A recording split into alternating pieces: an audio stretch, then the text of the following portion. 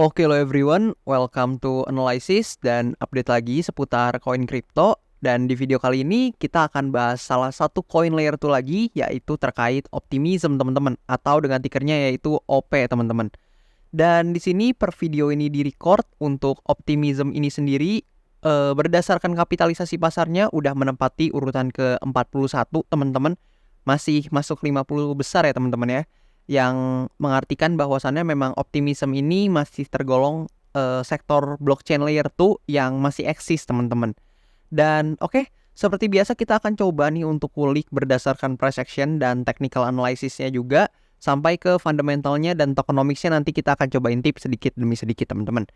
Dan saya juga sangat merekomendasikan buat kalian baca-baca artikel seperti ini teman-teman. Jadi kalian juga bisa tahu nih informasi terkait mungkin aset-aset kripto yang kalian hold atau mungkin yang kalian tertarik namun belum pegang dan sebagainya. Paling enggak bisa nambah informasi dan wawasan teman-teman semuanya. Yang mana contohnya kayak gini, seperti yang tadi udah saya katakan, Optimism merupakan jaringan blockchain layer 2 ya teman-teman. Dan teman-teman bisa baca-baca nih spesialnya di mana, keunikannya di mana, dan sebagainya. Dan tentunya kalau misalkan ngomongin layer 2 teman-teman, ini masalah utama yang diselesaikan tentu adalah masalah skalabilitas ya teman-teman. Kalian bisa baca di sini. Tentu layer 2 ini adalah sebuah blockchain layer 2 ya, yang mana tujuannya itu menyelesaikan masalah dari skalabilitas dari Ethereum ini sendiri teman-teman. Karena kalian tahu transaksi di Ethereum itu cenderung mahal untuk gas fee-nya, dan mungkin kalau misalkan lagi padat yang transaksi itu mungkin akan sedikit lebih lama teman-teman. So layer 2 hadir untuk menyelesaikan masalah tersebut biasanya teman-teman.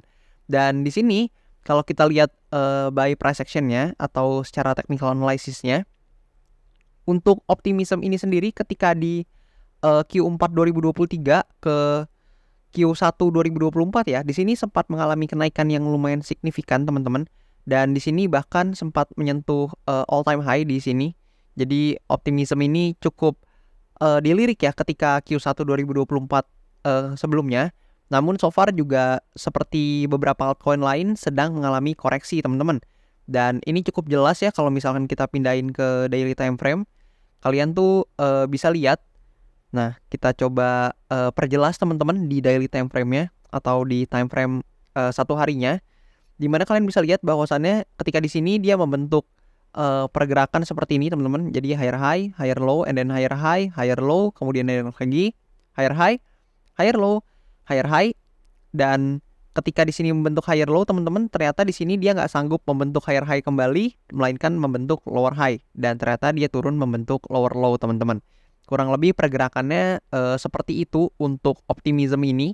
Dan ketika dia melakukan shifting atau perpindahan market structure, di sini dia mulai mengalami kondisi penurunan ya. Jadi lower low, lower high, lower low, lower high, lower low, lower high, dan terusnya teman-teman ke bawah. Dan sekarang per video ini saya record, Optimism ada di harga kisaran 1,5 dolaran teman-teman lah ya. Nah, di sini tentu kalau misalkan kita lihat nih, kalau misalkan coba kita pindahin dulu deh ya sebentar ke time frame weekly-nya.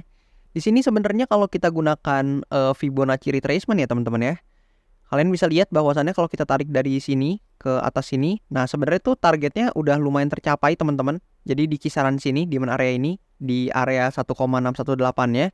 Dan so far di sini udah hit sebenarnya teman-teman untuk target dari Optimism ini, di mana dari swing yang di sini ternyata memang terkoreksi sampai ke demand area yang di bawah sini teman-teman. Dan kebetulan memang di bawah sini adalah demand area yang cukup major ya bagi Optimism. Dan kalian bisa lihat tentu ada beberapa kemungkinan yang mungkin terjadi, dan di sini seperti biasa saya udah tambahin area-area pentingnya yang bisa kalian lihat teman-teman dan kalian amati untuk mempermudah kalian juga, dan harapannya kalian juga analisa mandiri teman-teman, do your own research, karena semua video yang saya kasih di sini tentu bukan bermaksud mengajak kalian menjual atau membeli aset tertentu teman-teman. Nah, di sini ada beberapa potensi yang mungkin bisa terlihat nih dari Optimism ini. Yang pertama adalah hopefully itu dia bisa reclaim dulu deh area supply yang ada di sini, sehingga nanti mengubahnya nih menjadi demand area, sekaligus dia bisa close di atas lower high yang di sini teman-teman. Sehingga nanti kalau misalkan memang berhasil breakout, maka dia akan berpotensi menciptakan bullish sequence-nya atau pergerakan bullish-nya, atau dengan kata lain membentuk yang namanya higher high, kemudian higher low, dan potensi membentuk higher high kembali teman-teman. Namun apabila memang gagal teman-teman untuk reclaim supply area ini, seperti yang mana di sini sempat ke-reject ya teman-teman. So, ada potensi juga memang untuk optimism kembali harus retest ya ke demand area di sini. Dan kita nggak tahu nih, apakah di demand area ini ada cukup buyer seperti yang ada di sini teman-teman. Kalian bisa lihat ketika nyentuh dia naik lagi, ketika nyentuh dia naik lagi teman-teman.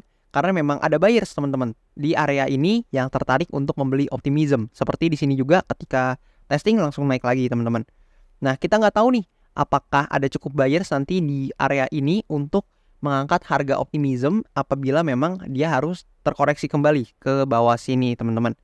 Dan kurang lebih seperti itu teman-teman untuk potensi dari pergerakan optimism ini. Dan kalau kita intip berdasarkan chainbroker.io, memang optimism ini itu punya backers yang lumayan teman-teman. Kalian bisa lihat di bawah sini dia di back oleh beberapa venture capital seperti Paradigm dan sebagainya.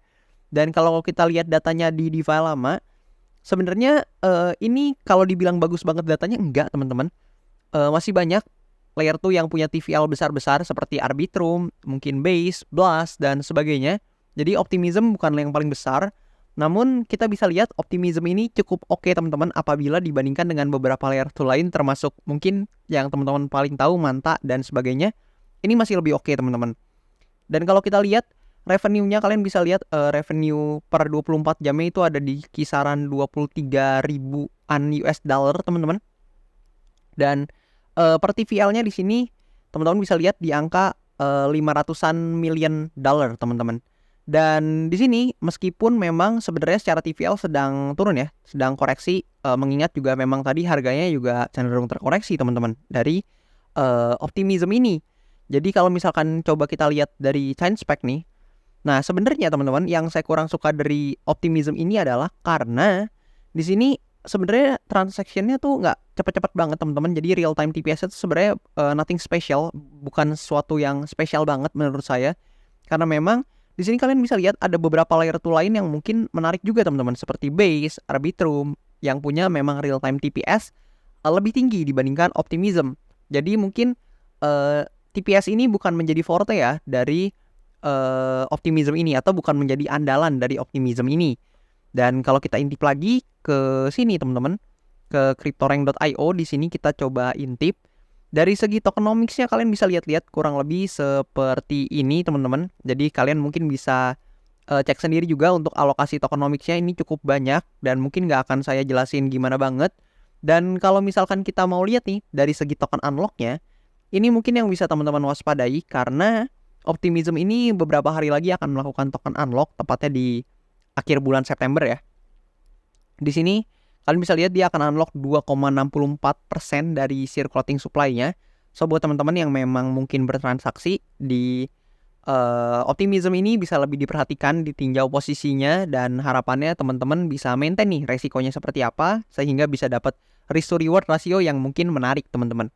Dan kalau misalkan kita lihat by analytics atau dari analisanya teman-teman, seperti yang tadi saya ungkapkan nih, mungkin di Q1 2024 ya, ternyata di sini terhitungnya minus dan naiknya tentu dihitung di Q3 teman-teman. Jadi di sini Q3 di 2023 ya, ini mulai naik dan memang di Q1-nya sempat naik juga, tapi yang bombastisnya di Q4 teman-teman 2023 yang tadi sempat saya notice. Dan ternyata di Q1, Q2, Q3 ini rata-ratanya masih minus teman-teman di tahun 2024 ini. So, di sini kita lihat gimana nanti perkembangan selanjutnya dari Optimism ini. Dan coba komen di bawah nih teman-teman. Menurut kalian perkembangan Optimism dan Layer 2 itu gimana? Apakah masih menarik buat kalian sendiri? Dan feel free juga buat teman-teman yang mau request analisa koin. Buat nanti kalau misalkan mau saya bahas di video selanjutnya, teman-teman boleh request aja di kolom komentar di bawah. Dan kalau misalkan banyak dari teman-teman lain juga yang tertarik pada koin tersebut, nanti kita akan coba nih untuk bahas dan kita analisa di next video. Thank you banget buat kalian semua yang udah nonton, and I'll see you teman-teman in the next video.